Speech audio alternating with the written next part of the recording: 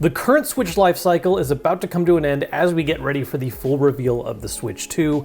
And looking back on the 8 years of the Switch that we've had, I want to talk about the best accessories that have been ever released for it. A portion of today's video is sponsored by Factor. I've reviewed a lot of Switch accessories over the years. I mean, I've been covering the system ever since it first released. It's actually very wild to me in this exact moment just to talk about that and say that it has been 8 years and just how many different things I've gone hands-on with over the years.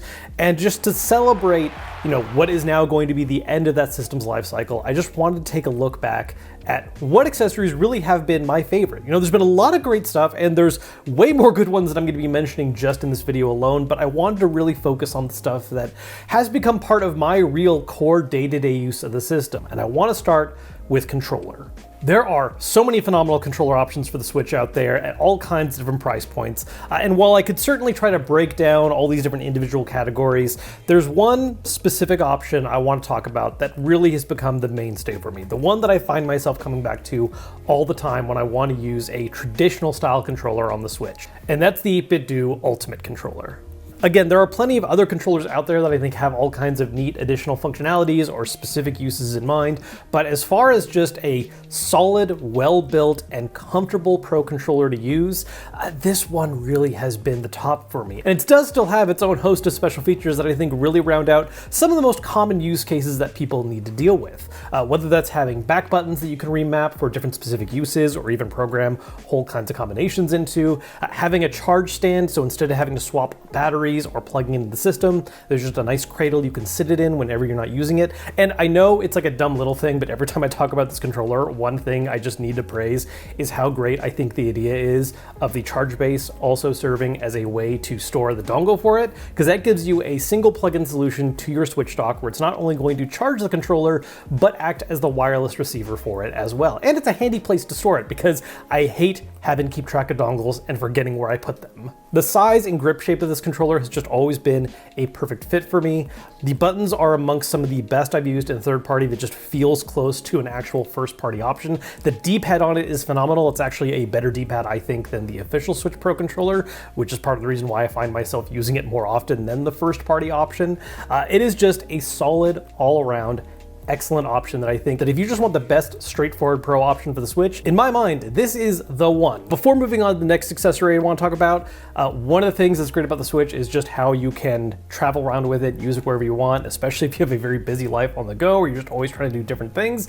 And something else that can really help with that is ready to go, easy to make meals like from today's sponsor, Factor. With how busy and honestly just a lot day-to-day life can be sometimes, it can be really difficult to stay on top of eating right, and Factor is something I have found has been very helpful for this. I just don't always have time to plan out meals for 2 people, run to the grocery store, stock up on everything, prep for the meals, cook them, all that.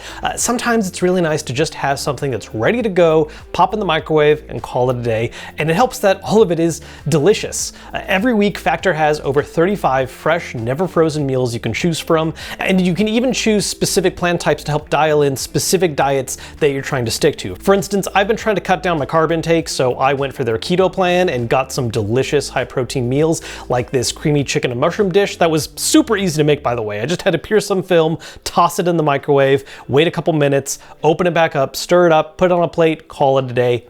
So good. I'm also the kind of person that just likes to snack a lot. I like having little different things throughout the day, and so they actually also have add-ons you can do for that, getting little snacks, breakfast items, or even drinks like these cold pressed juices to just help keep me going throughout the day. If you want to give it a try for yourself, go to factor75.com or check out the link I've got posted down below in the description, and make sure to use code 50KevinKenson so you get 50% off your order plus free shipping on your first box. That code again is 50KevinKenson. Use it at factor75.com and get 50% off plus that free shipping for your first box. Trust me, you will not regret it. These meals are delicious.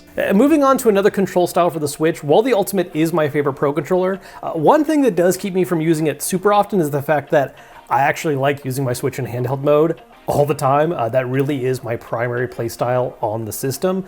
And when you play in handheld mode, The regular Joy-Con setup is just not that comfortable for long-term play, especially if you have larger hands. The Joy-Cons, the thin body of it, it's just not designed for a traditional grip, and it doesn't really work out. There's tons of different options that have come out over the years to address this. There have been comfort grips, larger Joy-Cons like the Hori Split Pad Pro. We've also seen a movement of controllers where basically you just slot the whole Switch into them, like with the Nitro deck. And while I think a lot of these are very solid options and have merits that can make a better fit for most people, for me personally, I gotta go with the Satisfy Pro Grip. This has been one of the most comfortable grip options ever since it was first released for the Switch, and it's only been refined since then with new designs and updates accompanying new Switch remodels. But at the end of the day, part of the reason why I prefer a grip like this over, say, using larger Joy-Cons or even something like the Nitro deck is that it ultimately achieves the main goal of giving me the comfort that I need for playing on the go while keeping the regular Joy-Cons. There are downsides to this. Obviously the regular Joy-Cons have very tiny sticks. You're not getting the extra benefit of things like back buttons, which some of these other options offer. But I like having the first-party official Joy-Cons still attached to the system, especially if it's ever the situation where I'm using, say, one of the special edition designs, like the Zelda OLED ones. I also think that just at the end of the day, comparing the grip style I've had on larger Joy-Cons or even on, the bigger body ones, in terms of raw comfort, the Satisfy grip has just been the one that really does it for me. A large part of this is because of the fact that the right handle design is offset in a way that it makes it very easy to use either the stick or ABXY buttons, while the left grip is designed to prioritize the left stick, and for the vast majority of games, that is the setup you definitely want to use. I think if you're more interested in trying to get larger stick designs, you want bonus buttons, you want something that's a little bit more of an all-inclusive experience, there are some great other options out there. The Nitro deck, again, is one that's very popular. I also enjoy the Retro Flag grip, which I actually think is a slightly better option offering similar features. And I think the Hori Split Pad Pro is a classic, but something where I can just keep the original Joy-Con designs intact and still get that improved comfort. Satisfy has just been the one for me. Now, speaking of playing portably and on the go, something else that has come up a lot for my use with the Switch, and this is not gonna be the most in-depth part of the video because it's a pretty straightforward product, but it's one that has been an old reliable for me, a battery bank. Battery banks are just a very important way of making sure that you have all the juice you need to play the system when you're on the go, especially if you're traveling. And while there's all kinds of different battery bank options out there that you can buy, the one that I've really come to rely on for the Switch is the one from Anker. This was actually an officially licensed battery bank for the system that specifically puts the output that the Switch likes to work with, which is some great peace of mind because we had this very touch and go scary time where we didn't really know what was going on with how the Switch eats up power and why people were having situations like, say, frying their Switch when using a third-party dock with a different power adapter. We know a little bit better now how to dodge this problem, especially by focusing on using the actual original Switch charger, but having an option that was designed, licensed, and approved by Nintendo that was designed specifically to work for the Switch really gave some important peace of mind. And while it has certainly begun to show its age, the battery bank that I've been using has lasted me ever since it released, which was in the very early years of the Switch lifecycle. I mean, this thing has just been a reliable companion this whole time, and it's still my go-to battery bank when I want to use my Switch on the go. I do actually think the larger design one I use is no longer available, or at least I haven't seen recent listings of it, but there are smaller ones they still use, and I would imagine these are still going to be useful and supportive for the next Switch with the Switch 2. So definitely a brand I like going with, especially if they continue to have a deal with Nintendo, because just with the way their products sometimes work and how fickle they can be with power, it's nice to have something that's made to go with it. Another thing that comes up a lot with using the Switch portably a lot is having a case solution. And I've switched between a whole lot of ones over the years. And the one that I've really enjoyed using the most, I think is also just very high quality, and it's reflected a little bit in the price point, Waterfield. Waterfield is a bag company that covers more stuff than just Switch specifically, but they're in the business of specifically bags, leather ones to boot. So the Waterfield case for the Switch is something that is able to comfortably fit the Switch itself. I've been able to fit in additional things like the charger, games, all that good stuff. But what I really appreciate about this one is that personally, I don't love travel cases that are very loud about being gaming oriented. I don't always need something that's going to be shouting out that this is where I store my Nintendo Switch, or this is what this thing is, or just has a ton of very loud Pokemon, Zelda, whatever designs. This is just a very nice looking bag that is going to comfortably fit all the stuff you need. It is not exactly a cheap option, but if you want something that's going to look good and serve a functional purpose, it's a great fit.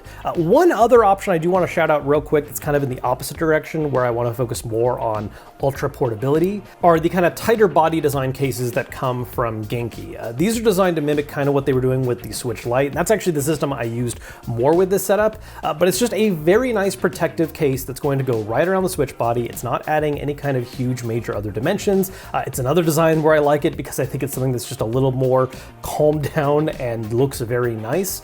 There is a Switch OLED version of this case as well that I don't have as much experience with, but when I was primarily playing on the Switch Lite before the OLED released, this was my go-to carrying case for it because it was so easy to just throw in a bag, make sure the Switch was protected. I had a little magnetic cover that you can remove so that way it's not in the way while you're actively playing.